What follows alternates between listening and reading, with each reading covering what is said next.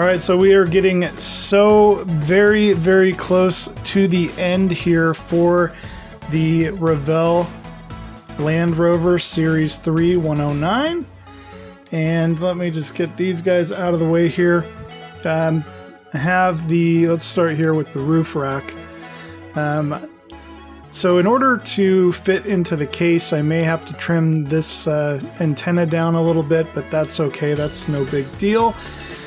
And we've got the top windows installed, and I did have a piece, this side over here has fallen off. So once I get this mounted, I'll re-glue that on and then hope it stays there forever like it should be. The only last things I have to put on are 2 more antennas, which will be going on the vehicle here once it's ready to go into its case. And then this is the hood prop. So I ended up breaking off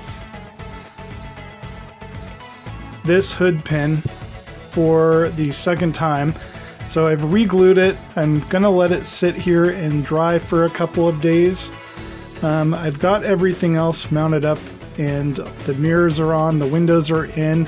I chose to keep the front windows out, so I'm not going to put those in, just so you can see inside and look at all that beautiful fine detail of the inside. I've got to go around and clean up the windows still a little bit, and clean up the rest of the body where I have a few little fingerprints. But overall, this is what she's looking like. We'll be doing a final reveal as soon as I am finished with it. But there's the back of the vehicle. I do have a few more decals I want to put on the windows as like stickers. These windows were such a pain to install, and I should have, before I had everything painted up, I should have gone through and sanded all the windows down, because I had to shave off some of the edges on them because they fit on from the outside, and then I had to kind of clean up some of the edges here so they would actually pop in and remain flush.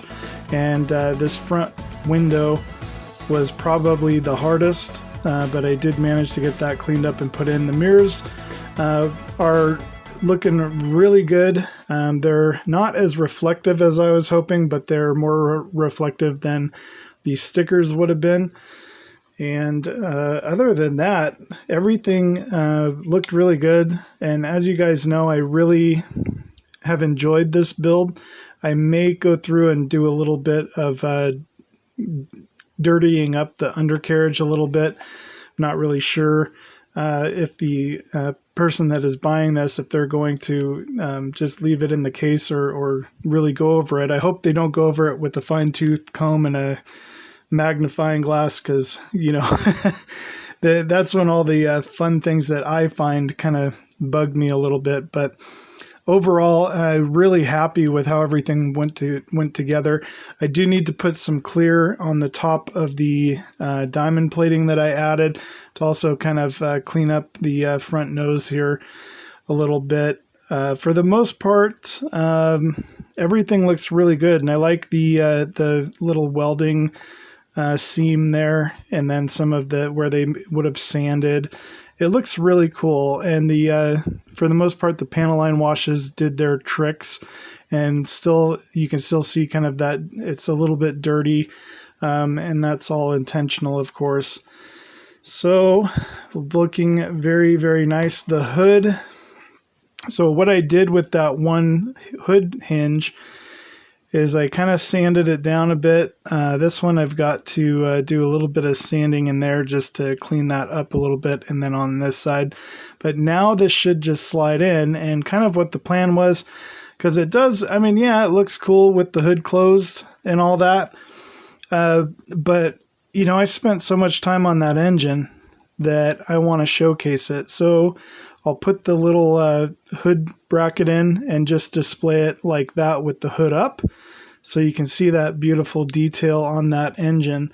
And I think overall that's just gonna look really, really nice. So that's kind of where we're at. I just have a few things to button up here, and then we will be doing the final reveal.